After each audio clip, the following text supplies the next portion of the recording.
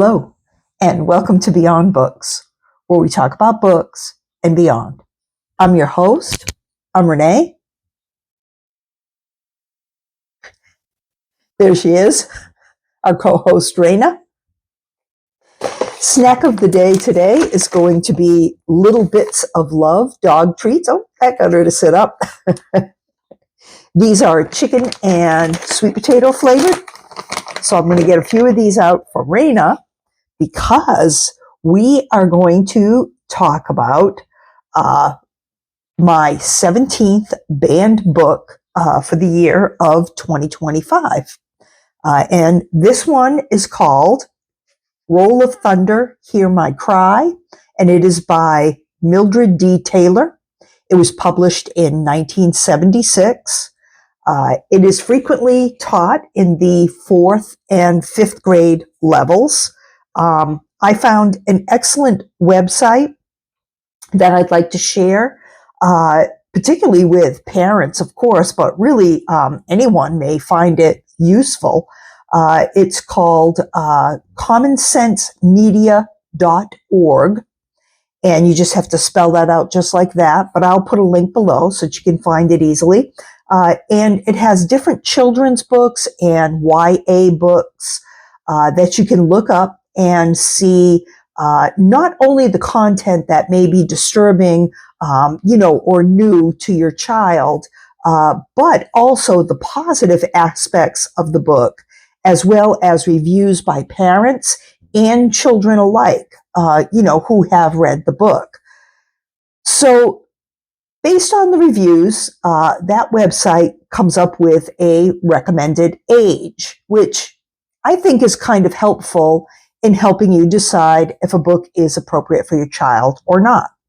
And because it's balanced with the, mentions of content that, parents may want to be aware of, but also some of the more positive concepts within the book that, your child will then be made more aware of once they have read the book.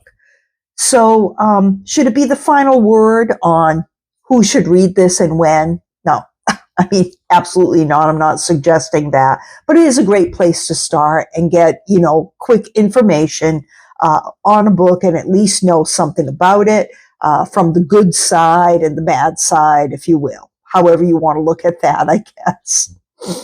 So now with this book, one thing I wondered is whether or not it was based on true events. And when I searched that, this was the response that I received. It said, Roll of Thunder, Hear My Cry is a work of historical fiction that reflects the real experiences of African Americans during the 1930s, particularly focusing on issues like racism, segregation, and land ownership in the South. While the characters and specific events are fictional, the themes and social conditions depicted in the novel are based on true historical contexts.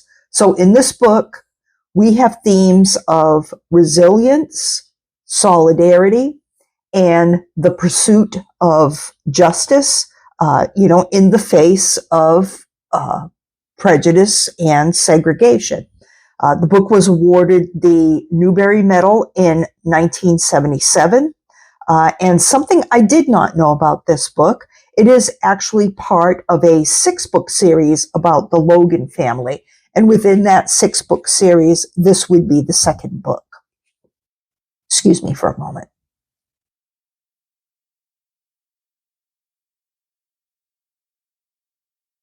Okay, I took a drink and still needed a cough drop, so got a long way to go. So need to relieve myself here.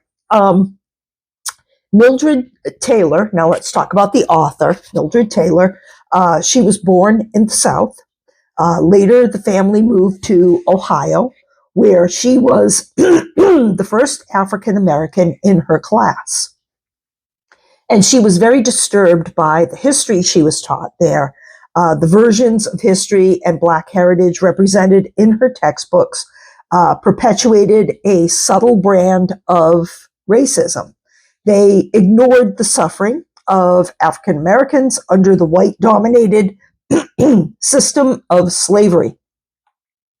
And they glossed over the tremendous struggle African Americans waged for freedom. And this was Mildred D. Taylor's inspiration then to write her novels. So, what's the book all about? What's the story? What is it that we have here? Well, this is a story that takes place in rural Mississippi during the year 1933. Now, this is amidst the Great Depression. The main characters are the Logan family. There's mom and dad. The dad, who they call Papa, is adamant about keeping some acreage that the family owns. Some of it was purchased by the previous generation, but they still owe a mortgage on a significant portion of that land. So Papa has to go away for significant lengths of time to work on the railroad in order to keep up the payments on the land. The mother, who they call Mama, works as a teacher at the school where the children attend. The children are Stacy, who is the oldest. He's 13, and he kind of acts more adult, obviously, than the other children, being in his teens now. There's another child, Christopher John, who is 7. He's a cheerful little kid, but he's very easily intimidated. And I think it's more that he actually really dislikes violence. So anything violent that's going on, he has an emotional reaction, and his reaction is to avoid it, which is wise, really.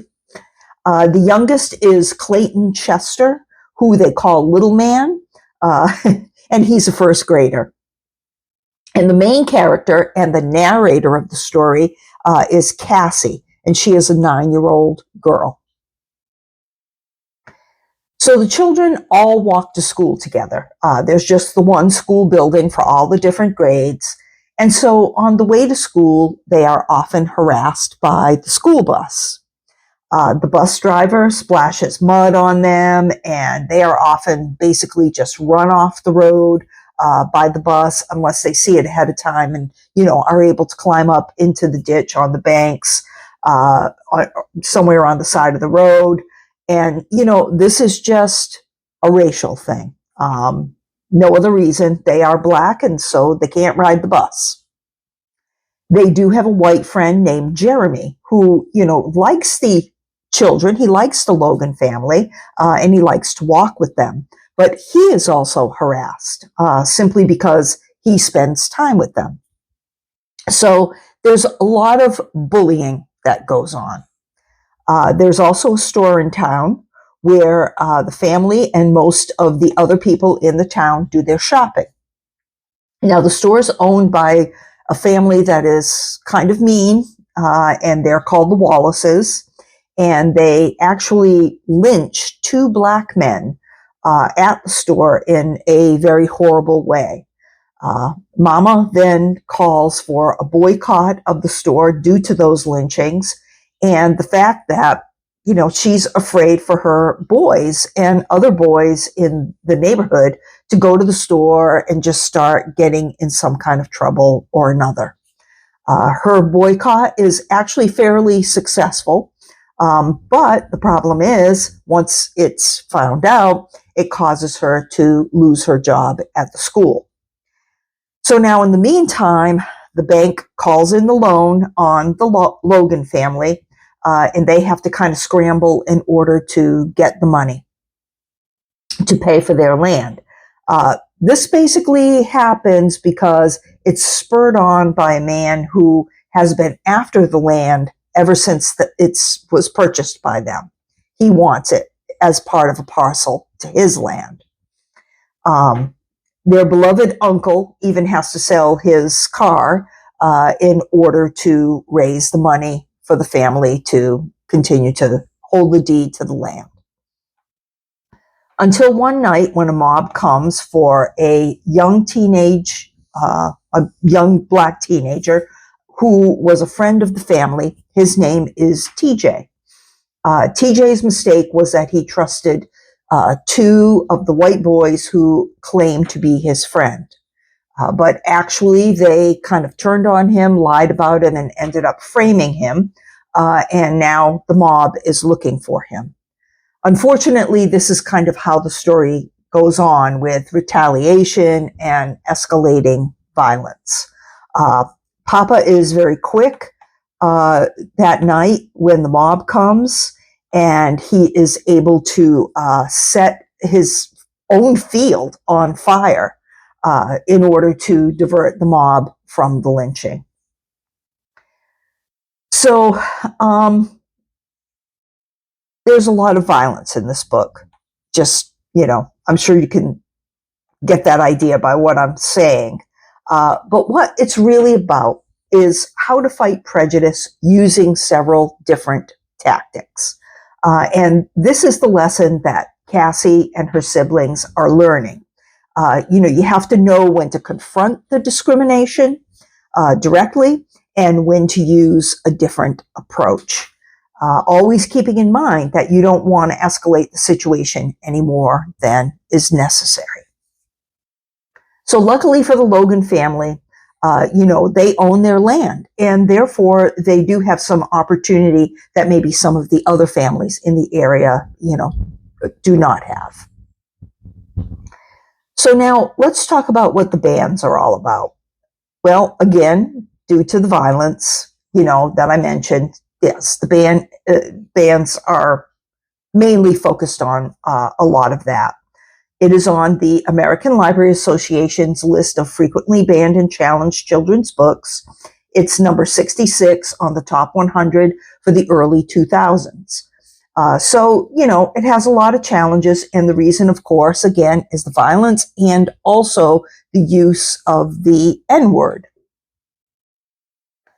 I'm going to read two reviews from parents, one very positive and one a little more critical, that I found on that website that I had mentioned earlier, commonsensemedia.org. So let's see. This is a parent who said that the age that they thought was appropriate for the book was 11 plus. And they gave it 5 stars. So this is the positive review. And it says, those who fail history are doomed to repeat it. Roll of Thunder, Hear My Cry is a beautifully written book. The younger kids are upset that the words like, and the N-word aren't censored, but I'd imagine some parents are too. But here's the thing, right? You can't censor history lest you want to be doomed to repeat it. White people treated everyone differently back then. And she notes that there were a lot of different groups of people who had prejudices against them. Hispanics, Asians, indigenous people, and even, in the Irish, you hear, were prejudiced against at the time. Now, the point is, she says, that you can't be mad because certain words aren't censored. If your child is uncomfortable reading the book, let them be uncomfortable. It's meant to be. Have these discussions with your child, explain how things were then and why it wasn't okay then and why it isn't okay now. And I think that's good advice. And then if you're that concerned, have them read To Kill a Mockingbird as an alternative. I think that would be an okay alternative, but I think To Kill a Mockingbird, I don't know. I kind of picture that for a little bit older age, but yeah, that's okay. It has a little more along the lines of ethics. And I think that is probably the difference. Not that Roll of Thunder, Hear My Cry doesn't, but it's a little more on that physical, guttural, bullying kind of level that I think middle school is just kind of made for. So she noted that the title has educational value and great messages. So that's on the positive side. Now, on the negative side, we have someone who actually thought that age 10 plus was appropriate for the book. So a little surprised she didn't go a little older, but that's okay. That's what she thought. And she said she gave it 2 stars out of 5. And she put Proper Disgust. That's the title of her review. And it says, after reading this book, I would only recommend it to those who enjoy horror and torment of others. Paying attention was the most difficult part of reading it. The book was horrible, and its sequel was worse. I would say it is suitable for children 10 and older, but I must say that they won't enjoy it. Okay, So she really is focused on the violent part, concerned about that. And yeah, if you focus just there, you will miss maybe some of the more positive aspects from it. So let's hear from the kids and let's see what they thought. So now here's a child that gave the suggestion that it should be age 11 plus and gave the book 5 stars. And they said that they love this book. Roll of Thunder, Hear My Cry is an amazingly well-written book that depicts racial and economic discrimination. Racism is not sugar-coated. Instead, it is portrayed realistically. The N-word is used multiple times, and some parts of the book get violent at times. However, this book very accurately describes racism in history, and I believe it is very educational towards teens and older children. So this person noted that the book has educational value and great messages. So that was the positive one. On the negative side, we have somebody who thought that the age should be 16 plus and gave the book 3 stars out of 5, said not suitable for kids under 16. I think that this book can be very traumatizing. I don't want to finish the book, but I was forced to anyway. I heard there is a part that includes rape, and once again, that can be traumatizing. This should not be forced and only read if you are in a good mental state, because I know how uncomfortable I feel reading this. So, yeah, that was, I think that was an honest comment from this teenager. And I'm not sure where the rape comes in. It was not in the book that I noticed, maybe in subsequent books in the series. And so I think there's a little bit that's maybe kind of hinted at. So maybe that's, what the issue was. But yeah, apparently it made her feel uncomfortable, and she feels like you should be in a good mental state. But hopefully that would be something that parents would be aware of and would know if a child is going to have difficulty with the book or not, kind of have some understanding of their child and their child's temperament and ability to handle things like that. So in their opinion, the book had too much violence, too much sex, and too much swearing. So there's 2 sides of the coin, by parents and by children themselves. And, it's interesting that the parents only had 7 reviews of the book, whereas, the children had 10 times as many reviews. They had 75 reviews posted. Now, the children's rating came out to an average of 4 stars, whereas the parents still came out to an average of 5 stars, even though there were some that put, the critical comments. Both rated it for an average of 11 plus. So, that comes out kind of even in the end. So overall, then they give a common sense rating. And so that is indicated that the book had language violence and scariness. So, just something that the kids need to confront that may be different for them. And on the positive side, educational value, a positive message, and positive role models. So there you go. What did I think? Well, I thought this was a great book. I did. My daughter did study this one in school, many years ago now, but this was one she said she enjoyed, although I'm really not sure what grade she was in when they read it. I would guess middle school. I can't remember myself. I think 11 or 12 would be an appropriate age to introduce this book, although again, it's one that parents might, have on their radar, and know when it comes up so that they can kind of be prepared and, be available for questions and, concerns from their child. I would probably say that about just about any book, really. But, if they have maybe a very sensitive child again, they may appreciate knowing and understanding what kinds of things are going to be discussed. So I gave the book 5 stars because I enjoyed the story. and the themes. I thought the characters were very interesting and vivid. I wouldn't mind reading the whole series, but the reality is that I probably won't. That's a lot of younger people's books to read, and with so many other things to read, I seriously doubt I will. But yeah, it's a very good read, I feel, and I can understand how it could generate some excellent class discussion, particularly around bullying and particularly around racial issues. So that's my review of this banned book, Roll of Thunder, Hear My Cry by Mildred D. Taylor. So if you like my content, please give me a thumbs up, subscribe if you haven't already, and I'll see you next time. Oh, but before we go, I gotta give one more snack for the road. And one more look at Raina. There you go. Thanks for watching. Have a great day.